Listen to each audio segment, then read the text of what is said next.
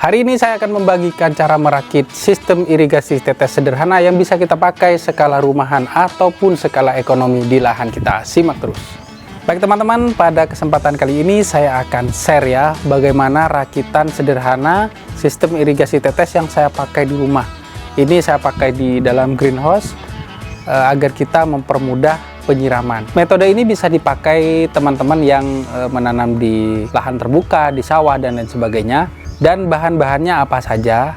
Yuk langsung saja kita mulai dari pertama.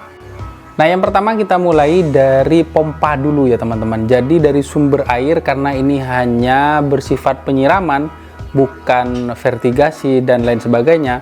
Jadi hanya dikhususkan untuk menyiram, maka di sini saya butuhkan pompa. Lalu jika tidak memiliki pompa, kita bisa juga menggunakan tandon. Jadi untuk pompa itu menyesuaikan dengan kapasitas dan juga faktor lain yang sesuai. Lalu kita lanjut pada instalasi berikutnya.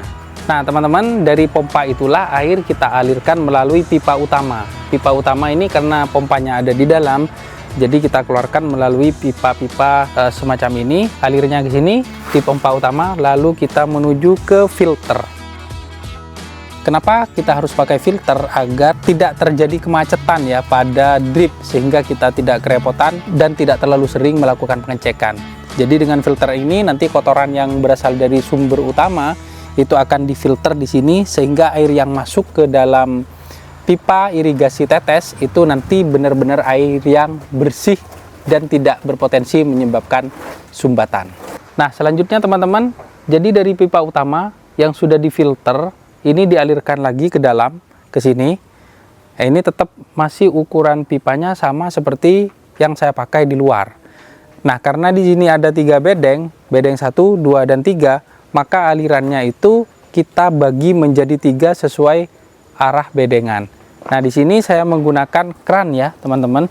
Kran. Kenapa pakai kran? Karena nanti untuk selang ini, HDPE ini langsung dimasukkan ke selang dengan ukuran yang sama. Jadi kalau ini masuk langsung ke sini kan tidak bisa ya, harus menggunakan stop kran semacam ini. Sama untuk alatnya teman-teman bisa cek di deskripsi.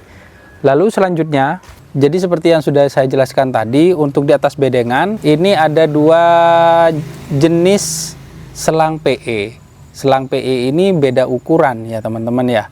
Jadi untuk HDPE-nya ini teman-teman bisa cek juga di deskripsi untuk spesifikasinya dan lain sebagainya. Jadi teman-teman jika mau pakai seperti yang saya pakai bisa beli di sana. Kemudian di sini kita alirkan ya.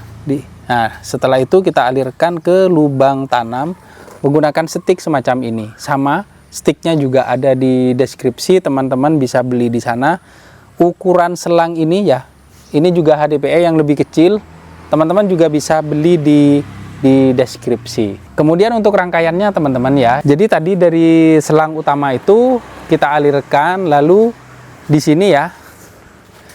Nah di sini ini kita membutuhkan lagi satu bahan, yaitu adalah elbow ya. Jadi dia membelokkan arah air ke ujung sana. Jadi semua bagian selang ini tersambung satu sama lain ya.